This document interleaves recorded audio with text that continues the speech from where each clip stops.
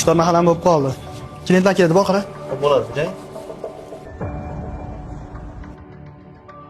Assalomu alaykum amaki.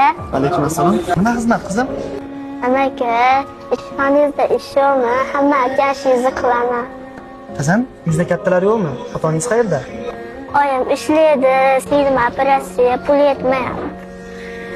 Qizim, dadingiz qayerda? Bitta qizligimiz uchun tashlab ketgan bizni.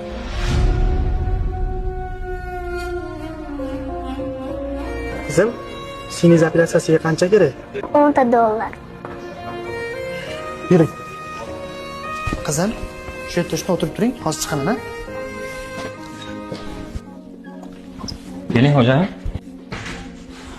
Keldim, Islombek, charchamayapsanmi? Rahmat. Keling xo'jayim, o'tiring.